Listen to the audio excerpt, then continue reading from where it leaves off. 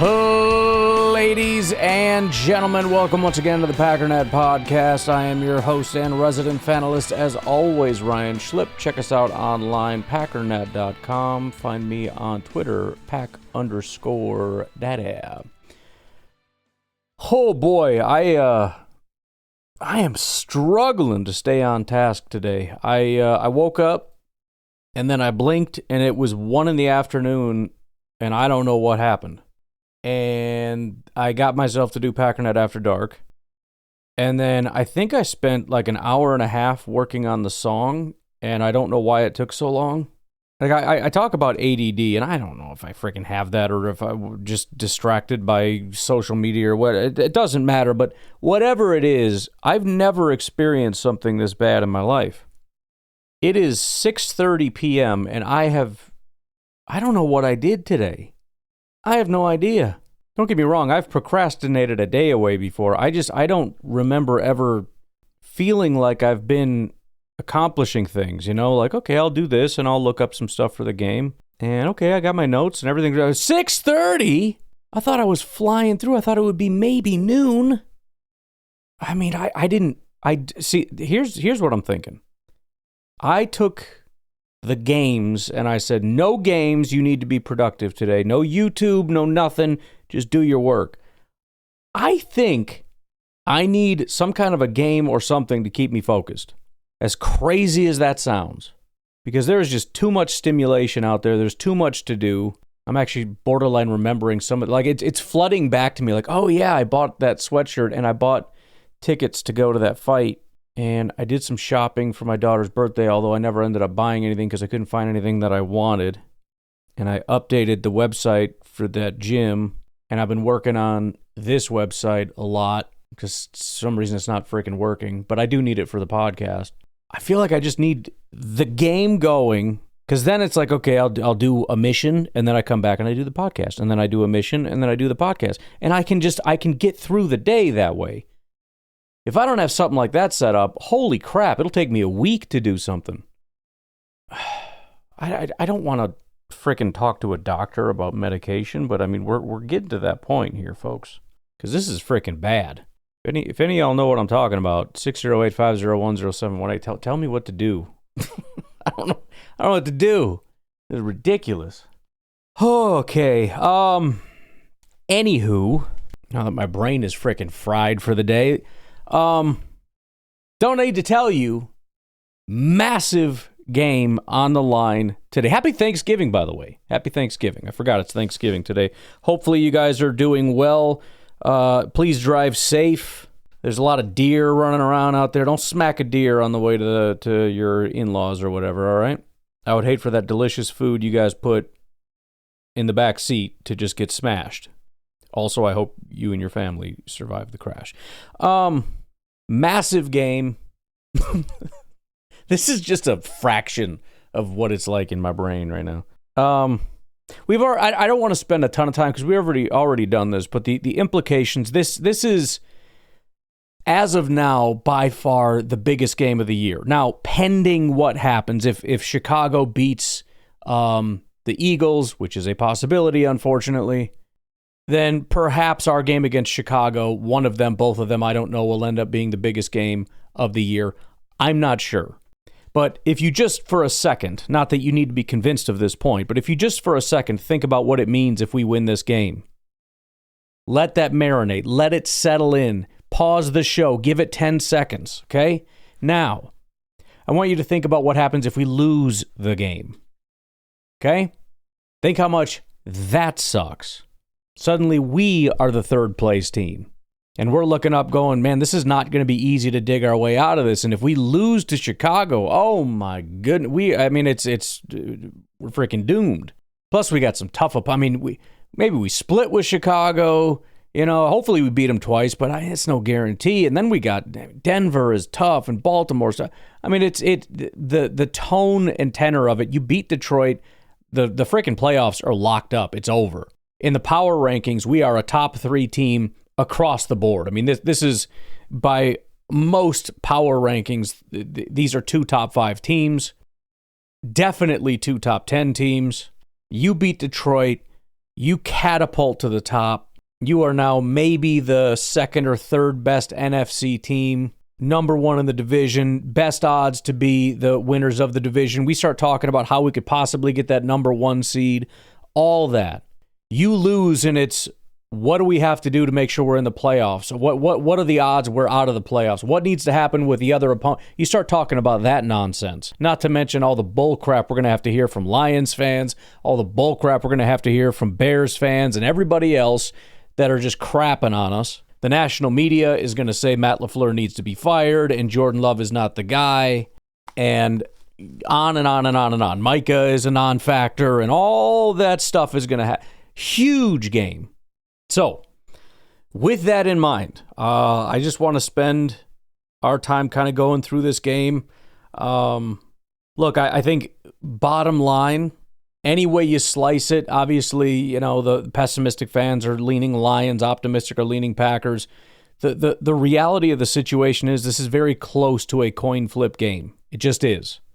The week opened with Detroit at home 3-point favorites. If you're at home and a 3-point favorite, that is very close to being a toss-up game. The pros, the betting pros, felt that was a great number to bet on the Packers, and it moved to 2.5. Meaning, it's even more a coin flip game. Like I said, in my mind, 3 points is a coin. I know it's not literally, but 3 points is nothing. 3 points is very little confidence in a team. If everybody says, yeah, that's a little iffy, and it moves toward 2.5, even if most people still believe Detroit, there's no confidence in that. So again, this is as good of a clash as you're going to find. Very evenly matched in terms of just, you know, overall talent, not necessarily specific matchups or anything. But digging into this a little bit, one of the big storylines that popped up is on the injury report, Josh Jacobs appears as full go. He's not even questionable. Now, I understand that some people are convinced that Emmanuel Wilson is a better running back and this makes us worse. I promise you it's a good thing having both of them in the backfield. Some other injury news, Jordan Love confirmed he is playing through an AC joint sprain in his left non-throwing shoulder. He stated that, quote, he is able to play through it and that it isn't holding him back. In the win over Minnesota, the team intentionally limited Love to 21 pass attempts and leaned heavily on the run game to minimize the risk of further hits. Love is attempting to play through discomfort, a point acknowledged by coach Matt LaFleur. It's not great news. I mean, I'm assuming he's going to be perfectly fine and this is going to be, you know, no big deal. But, you know, last year Jordan got hurt and it was evident and you could tell. And, you know, we're I think at this point, most people aren't really thinking much of it. But, you know, you look at that Minnesota game and you say, okay, we had to do some unique things because our quarterback was hurt. I mean, are we going to do that again against Detroit? Are we going to have to do that again next week and the week after that? How long is this going to be like this? Are we coming up with some radical new things to try to protect Jordan Love in this game, or is he going to be fine? Is he still going to be doing the backwards reverse handoff stuff? I don't know. Are we going to do some quick passing things to minimize the risk of him getting sacked and hit in his arm? Don't know. But Jordan Love has a fantastic record on Thanksgiving right now. He is not only 2-0 while playing on Thanksgiving, his touchdown to interception ratio is 5-0. Jared Goff, on the other hand, is 1-3, averaging 241 passing yards per game, 2 touchdowns per contest. So, you know, Jordan seems to thrive in these things, and Goff maybe not as much. Really would love it if Jordan was okay. Jaden Reed, as expected, is not going to be playing in this game. We kind of teased it a little bit about him possibly playing, but I don't think it was going to be a thing. Van Ness is also out, which is incredibly upsetting. Again, we seem to push him out there for the Vikings game. He played 6 snaps and apparently endured some kind of a setback to where he now cannot play against Detroit. So I really hope those 6 snaps were worth it, and we get back on the wait list to see how long it takes for Van Ness to be able to get healthy and get out on the frickin' field. Savion Williams, with his foot injury, is also still out. Matthew Golden, still listed as questionable. Romeo Doubs, with his wrist injury, as expected, is full go for the game. He was a full participant all week.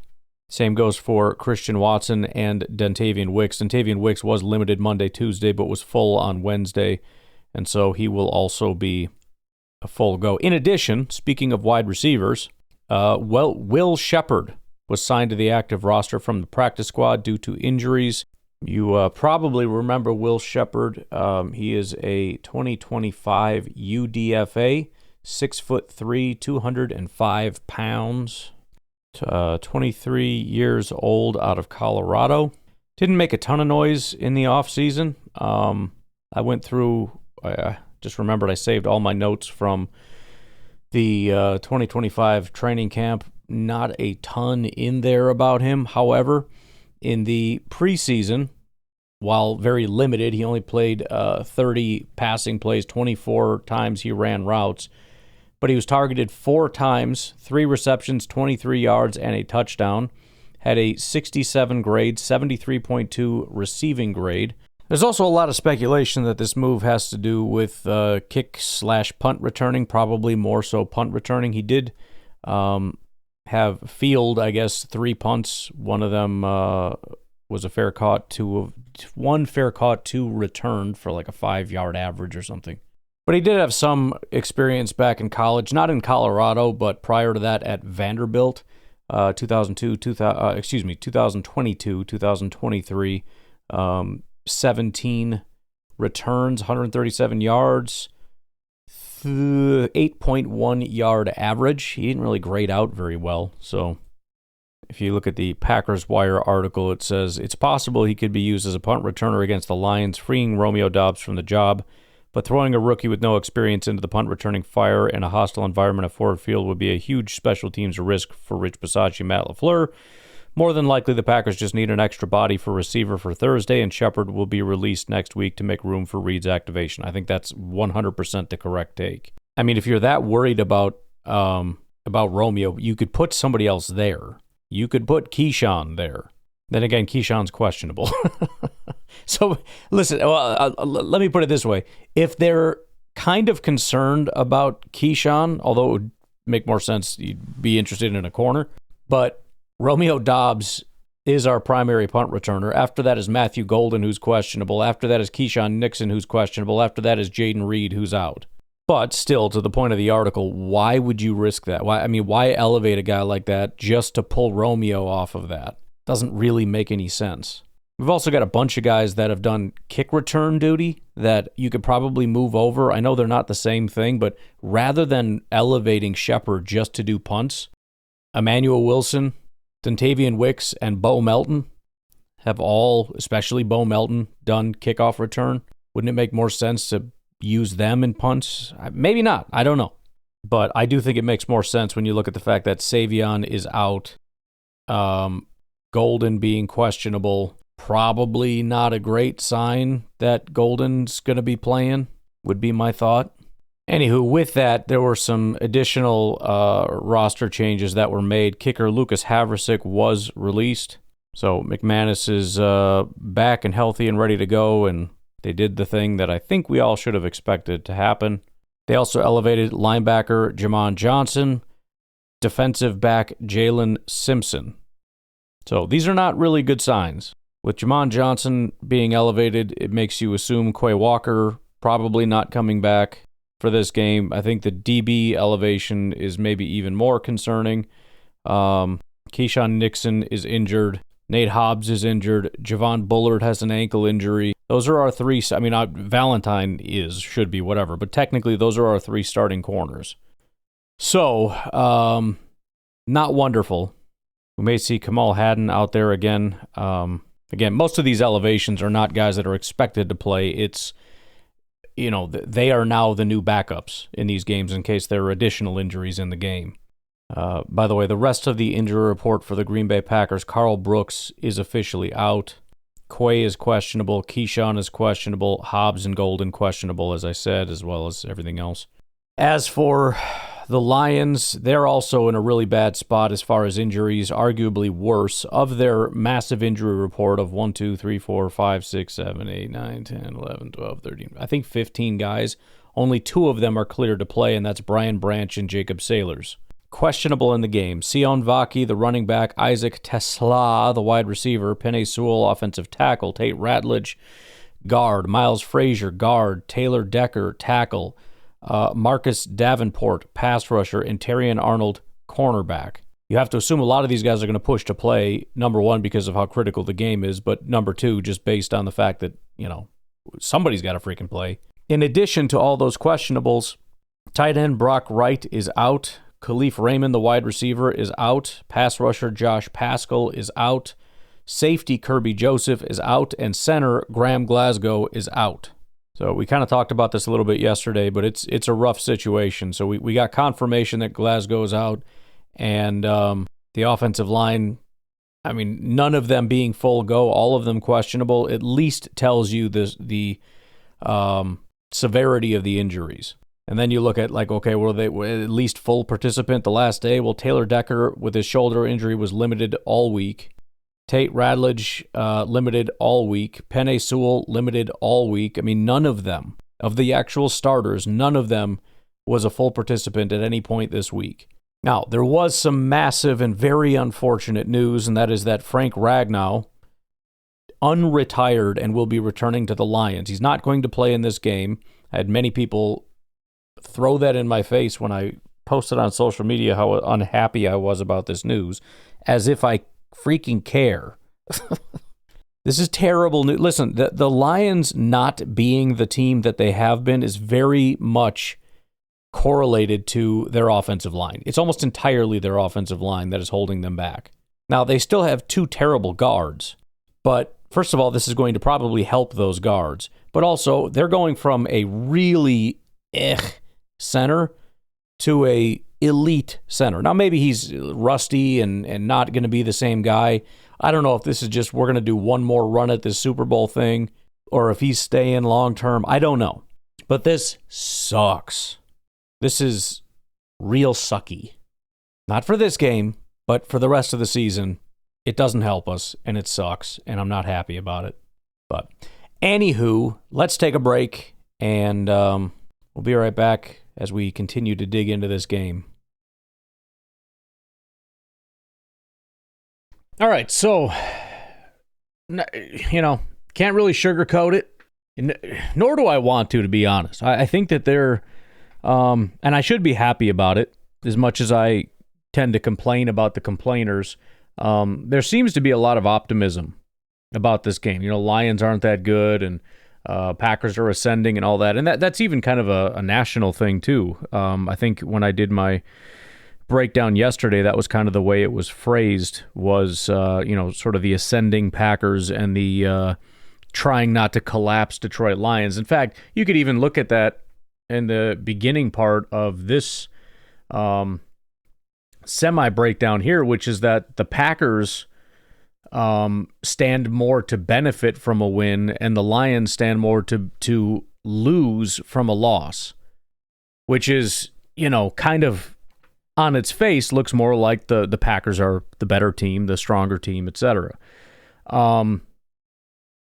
I think if you're being honest about it, though, the Packers are underdogs for a reason. And even things like this, where you look at it and say the Packers have less to lose than the Lions do, it's very obvious that the Lions are more of a team with their back up against the wall than the Packers are. Even whether it feels like it or not, that's just the reality. If the Lions win, they are now the favorites to win the division. That's the same for the Packers. But if they lose, their chances of winning the division drop to 10.5%. So I think, look, the Lions and Packers have both been volatile teams. They've been teams that have shown moments of brilliance, as well as teams that have been sort of, what the heck is that? I know I listened to somebody do a breakdown, and they were talking about how they just didn't really trust the Packers because they're volatile. And I just thought, that's true, but did you not just see what the Lions did against the Giants? They're also a volatile team. There's very few this year especially that just look like they're on their game. The Chiefs can't be trusted. Buffalo can't be trusted. Maybe the Rams or something. But the point is, there's only just a handful of teams that are playing really good, consistent football. And neither the Lions or the Packers are one of them. But this is definitely going to be I'm expecting to get the Lions' best shot. Again, the point of what I was saying is that you never know. They might show up flat, just like the Packers might show up flat. But it just, the Lions have a reputation for being a wiry team. When the chips are down kind of a team. That's why, they've got that record of never losing since, it wouldn't be since Dan Campbell, right? Maybe it's since Dan Campbell. But they haven't lost back-to-back games. When they lose, they come back with a vengeance.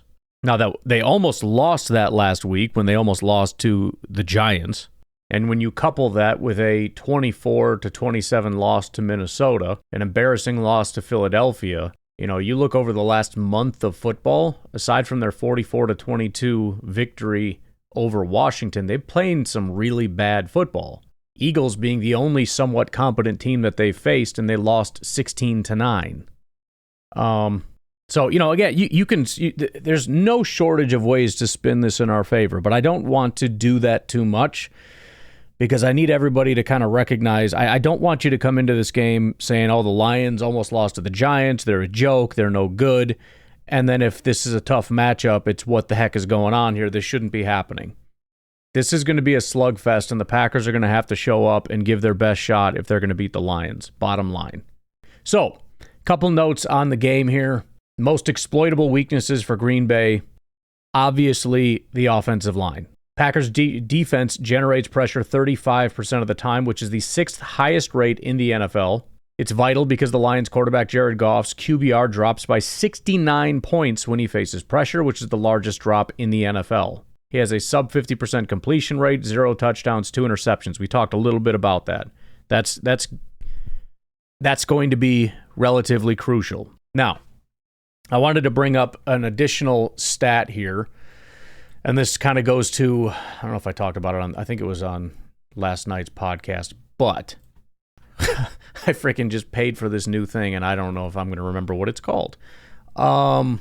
Fantasy, there we go, maybe.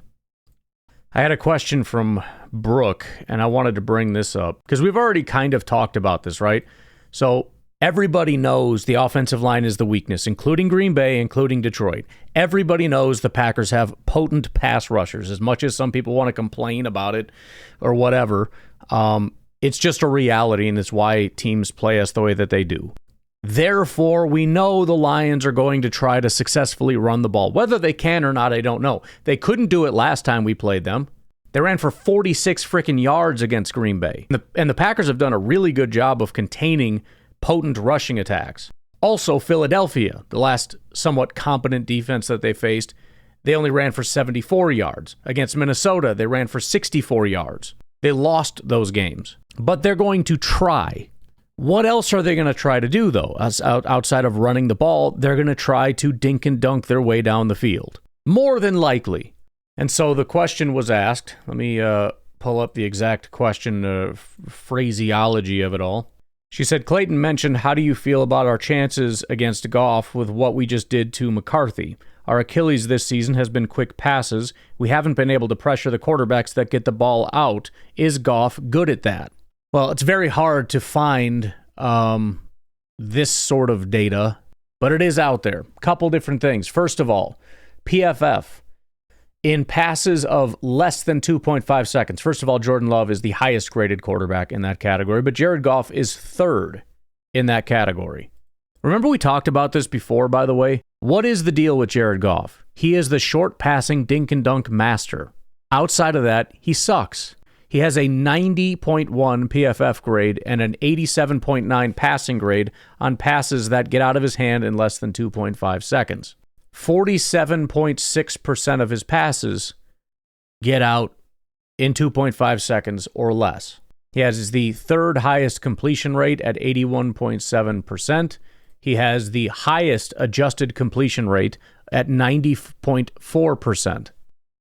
If we come over here to fantasy points, which is what it's called, I can put in 2.5 second maximum. I could actually customize it to whatever. 2.5, 2.4, blah, blah, blah. Goff is number one in yards per game, number 3 in yards per attempt, second highest passer rating at 126.3. He has the highest CPOE, completion percentage over expected, at 10.9%. He has the highest adjusted completion rate at 90.4%. They have a thing they call highly accurate throw percentage. He's the third highest in that. Second highest in catchable throw rate. He is dead last, as in best, in off-target throw percentage at 6.7%. He's actually tied with Jordan Love, which is pretty fantastic. They're both quite good at this when they get the ball out of their hand quickly. The only difference is Goff plays to that strength, and Jordan wants to push the ball down the field all the time. The lowest turnover-worthy play rate, 0.5%. He's been sacked 0 times. In fact, nobody has a sack, which seems surprising. Well, I guess, how could it be if the pass got off in 2.5 seconds? Let's see. His pressure rate is the 4th lowest. So even with this offensive line that struggles, if they can get the ball out in 2.5 seconds, only Trevor Lawrence, Aaron Rodgers, and Josh Allen are pressured less.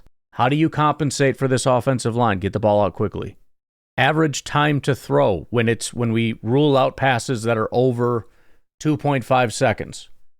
For Jared Goff, it's 1.89 seconds. 7th fastest. However, average time to pressure, 2.02 seconds. There's a big gap there.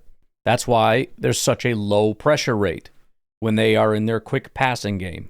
Check down throw percentage. Dead last. 0.5% of these passes are checkdowns, meaning they're very good at getting an actual player open and the ball to that player. In fact, by very good, I mean the best in the NFL. And even if you look at fantasy points per drop back, Jared Goff number 1 in these quick passing situations at 0.67.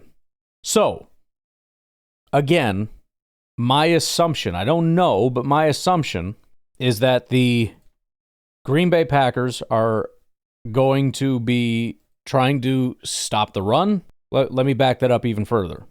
The Packers' 35% pressure rate is going to dissuade the Lions from their drop-back passing game. However, they don't want to do that anyways. They want to run the ball and run the quick passing game. That is sort of the Achilles heel of the Packers. However, the good news is everybody's been playing us as though they were the Lions all year. So it's good news, bad news. The way teams have determined to beat the Packers, or at least try to beat this defense, is to try to be the Lions, and nobody's better at being the Lions than the Lions. That's the bad news. The good news, again, is that this is what everybody does against us, and nobody's very successful at it. Micah Parsons is a driving force of the pass rush and ranks second among qualified edge rushers with a 91.8 PFF grade. Defensive coordinator Jeff Hafley noted Parsons' boundless energy, stating he never seems to be stopped. Parsons often creates favorable matchups by aligning behind interior defensive linemen to create confusion. Remember, the interior of their line is not only bad, but decimated. They lost their left guard. They now lost their center. They have these other guys that are in there that are very inexperienced. Not only are they not very good, they're inexperienced. I'm sure Micah will be used all over, including the edge, but I would not be surprised to see a lot of Micah up the gut, especially with an immobile Jared Goff. He doesn't handle pressure well. Fine. Pressure's going to get right up in his face immediately. To me, that makes the most sense. You can get Micah off the edge, no problem. The problem is you put him on the edge, he's further away from Goff. You've got talented tackles, but depending on who ends up playing. I'm presuming both tackles will play. And they'll probably have help. The running back, the tight ends, possibly both. And with the ball getting out in 1.89 seconds or whatever nonsense, it ain't going to really do it. But if you can at least scare Goff, he goes into his drop back and he sees Micah already coming up the middle. Get him to drop his eyes off that first throw. Scare him a little bit. I'm just saying. All right, let's take a break. We'll come back and continue digging through some details. On the flip side, the Packers are also dealing with some issues. The injuries, etc. We have a banged-up offensive line. We have a hurt quarterback. The Lions have Aiden Hutchinson. Matt LaFleur indicated the Packers will likely rely on their offensive tackles, Rasheed Walker and Zach Tom, to block Lions defensive end Aiden Hutchinson one-on-one. LaFleur explained that Detroit's aggressive defensive style, which often uses man coverage and pressures, makes it difficult to commit two blockers to Hutchinson without compromising the number of eligible receivers. Hutchinson recently recorded a team record 6 quarterback hits against the Giants and clinched a win with a sack. So this is part of their defensive scheme. When they're blitzing other guys or even just mugging guys up, it creates this sort of one-on-one, man-to-man type of a situation.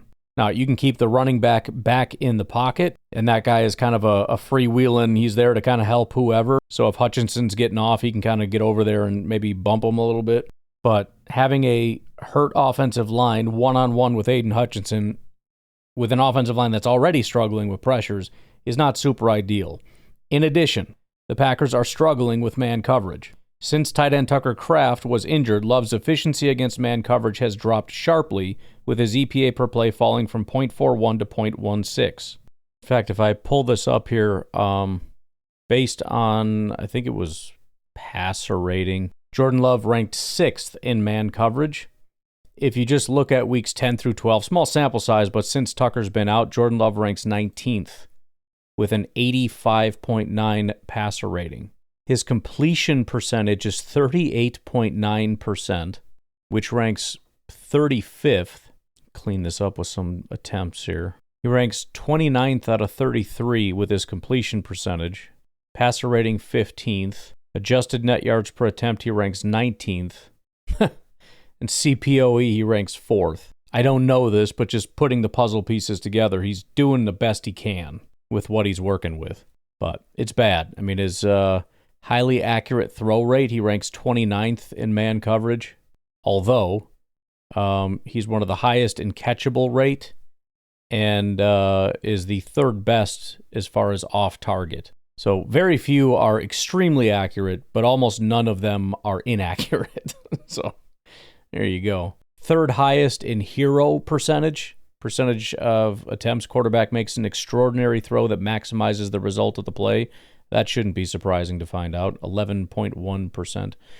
Anyways, the point stands. Looking into it, Jordan Love was one of the best in man coverage. Losing Tucker Kraft has been devastating.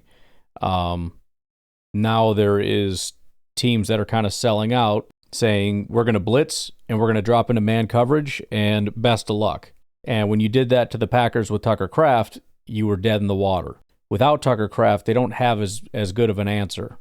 In fact, we can look at this here when we look at our receivers and their play in man versus zone. There's not a ton of detailed data here over at Fantasy Points, whatever. But if you just look at yards per route run, Tucker Kraft was getting 2.57 yards per route run, 4.25 when in man coverage, just 1.75 in zone. He was a man coverage guy.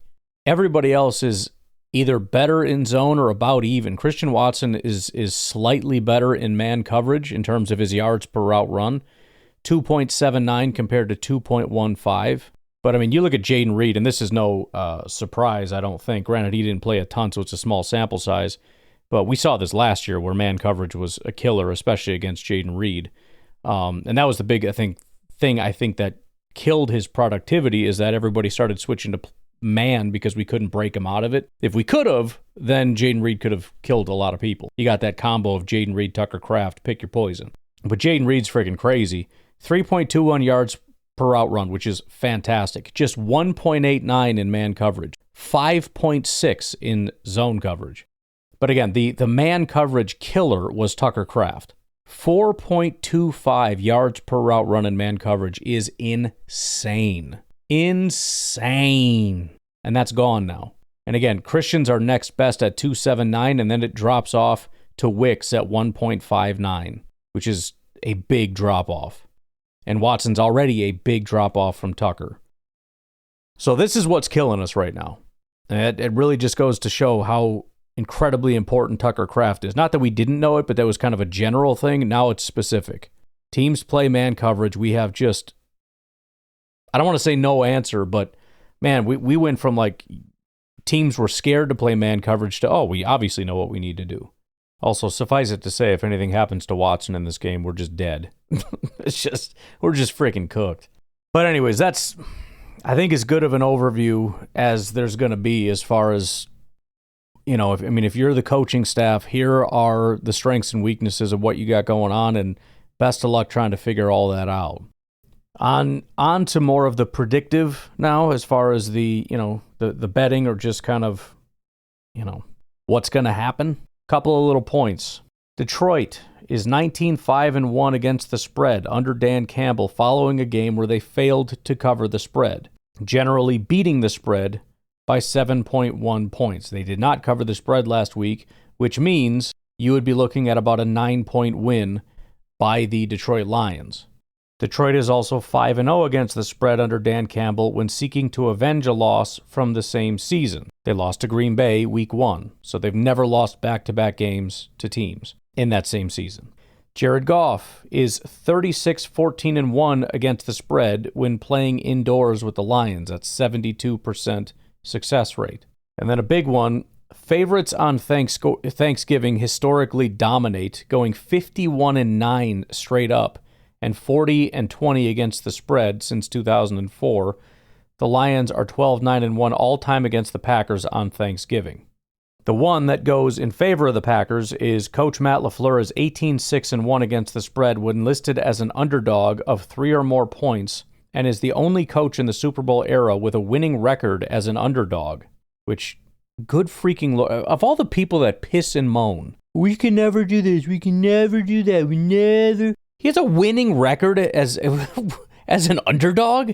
That's insane. Freaking insane. This is the first game, by the way, we've been underdogs all season. Experts' predictions for this game are divided, though many lean towards Detroit covering the short spread based on the Lions' performance indoors and key trends. Sportsline projection model predicts the final score Lions 27, Packers 24, making the Lions the projected winner. Several experts, however, are picking Green Bay, arguing the Packers match up well with the Lions and may be overvalued. John Breach picked the Packers plus 2.5 or outright money line, noting the Lions are 0-3 against teams that allow fewer than 21 points per game this season. Pete Prisco also projected an outright Packers victory. He always picks the Packers. I love Prisco. Analyst Jordan Dajani predicts a Packers 24-21 upset, noting Jordan Love's success on Thanksgiving, 2-0, 5 touchdowns, 0 interceptions. Several player props. For those of you that are into that stuff, Prize Picks, go check it out. David Montgomery over 9.5 carries. The Lions may prioritize a physical running attack with Montgomery early in the game to protect Jared Goff and utilize the ground game against the Packers' physical defense. Montgomery has exceeded this number in 7 out of 11 games. I'm on Ross St. Brown anytime touchdown. St. Brown is considered the best value on the board for an anytime touchdown scorer due to his frequent use near the goal line, especially if the Packers stifle the run. Analysts are also targeting the over 74.5 receiving yards for St. Brown. Christian Watson, longest reception, over 23.5 yards. This is a big thing, by the way, is to hammer the over for Christian Watson, period. The reason being, and I think we already kind of talked about it, would have been yesterday, but the Lions and the way that they play with blitzing and playing man coverage, they are susceptible to the big plays, explosive deep passes, and so everyone is circling Christian Watson. Finally, Jahmyr Gibbs over 101.5 total yards. Gibbs, coming off a massive 264-yard performance in Week 12, is expected to remain heavily involved in the rushing and receiving. Yeah, that is total yards, not rushing yards, with analysts targeting high reception counts for him. I was going to say, I don't know. Lastly, and this is not the best way to end the show, but it is what it is. Using my DVOA modeling, official score prediction, Packers 24, Lions 30. Essentially what we've got is the Green Bay Packers on the road are scoring 27.8 points per game. The defense on the road is giving up 24.2 points per game. Remember, most of these dominant Packers performances have happened at home. The Packers' offensive DVOA is 15%, defensive DVOA is minus 4.7. For the Lions at home, they're scoring 33.6 points per game, and their defense is allowing just 18.8 points per game. Their offensive DVOA is 14.6, very similar to the Packers. Defensive DVOA is minus 8.8, which is double what the Packers are. And so essentially the math on this is pretty easy. You take the Packers' points per game at almost 28, but you subtract the 8.8%. The other way to get the Packers score, Lions are giving up 18.8 points per game. but our offense is 15% better than average. And then you essentially just average those two things out. You do that for the Packers, you do that for the Lions, and again, end up with a 30-24 Detroit Lions victory. Obviously, that's not what I'm hoping for, and I'll tell you what, I'm not going to end the show that way. That's what this mindless model came up with. That's not my score prediction, though. The Packers very obviously, I mean, it goes without saying, will be scoring 27 points in this game. They've already done it 5 times this year. They haven't done it since all the way back in Week 11 against the Giants, so they're long overdue for a 27-point game.